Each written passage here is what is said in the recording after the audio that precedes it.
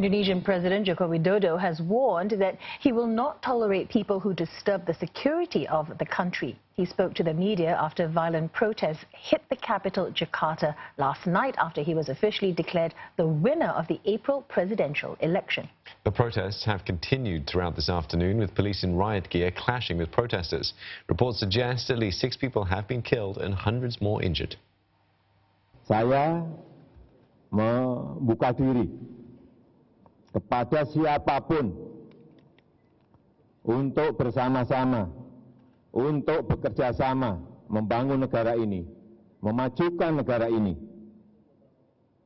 Tetapi saya juga tidak memberikan toleransi kepada siapapun juga yang akan mengganggu keamanan, yang akan mengganggu proses-proses demokrasi, dan yang mengganggu persatuan negara yang amat kita cintai ini.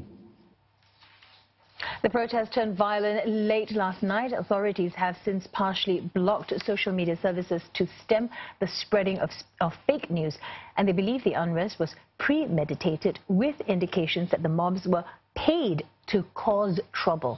All this comes after the Election Commission announced that Jokowi secured a second term in office. His rival, Prabowo Subianto, had challenged the validity of the results. He's now urged people to refrain from violence. And our correspondent Saiful Bahri Ismail is at the protest site in Jakarta right now. Saiful, what's the situation like where you are right now?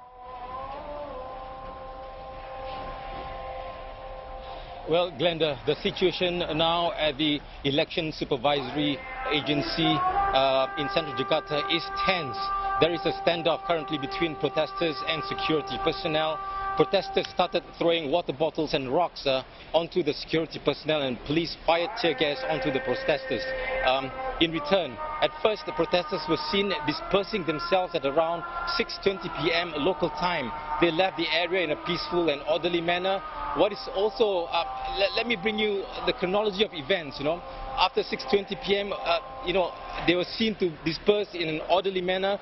What is also reassuring to see was that some of the protesters waving goodbye to the hundreds of security personnel from the police and the military who are on standby here to prevent any outbreak of violence, and the security personnel waved back at the protesters. So after what we have seen last night, after the chaos and rioting, this is definitely a reassuring sight. But we are not sure what happened after that. Protesters were then seen throwing water bottles and rocks, and all hell broke loose. And at about 5:46 p.m. Western Indonesian time, the protesters stopped their speeches, shouting and singing, to observe the Maghrib call to prayers. It's also time for them to break their fast. They consumed their food and conducted mass prayers. By Indonesian law, the protesters have to stop the demonstrations and leave the premises and disperse themselves by 6 p.m. local time. If the protesters do not disperse by themselves, the police will have to force them to disperse. Now, the police have given the protesters more time beyond the 6 p.m. deadline for them to complete their prayers. The Indonesian authorities have also imposed limited access to social media beginning Wednesday. Security Chief Wiranto said this during a press conference earlier today. This move is intended to prevent the spread of fake news and hoaxes related to the election, and also mass demonstrations to prevent further emotions from being inflamed. Indonesian police have rejected news that have been circulating in social media that security personnel are shooting protesters with live bullets. Police have said that security personnel have not been equipped with live ammunition. We are experiencing that ourselves on the ground. Internet access here has been spotty. It could be because there are a lot of people in this area, and this is made worse by the curbs in social media by the government. Yes, Saiful, we've heard from both President Jokowi and Prabowo Subianto urging people to refrain and to stop from any violence. Is that likely to have an impact, though? We can still see that the situation behind you, there's still a lot of personnel on the ground. It does seem like the situation is quite tense. Yes, indeed.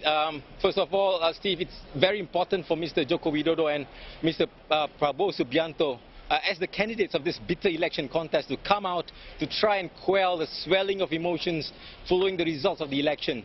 Mr. Widodo gave a statement at his town on Wednesday saying that he's open to work with anyone for the betterment of the country, but will not tolerate anyone who disturbs the image and unity of the country. Mr. Prabowo also issued a statement on Wednesday at his residence in South Jakarta.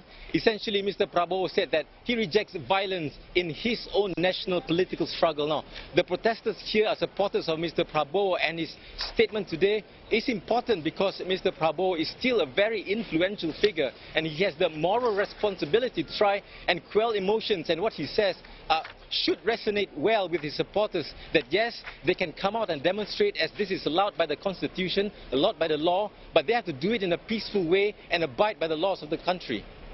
All right, many thanks for that update, Saiful. Do stay safe where you are. Saiful Ismail speaking to us from Jakarta.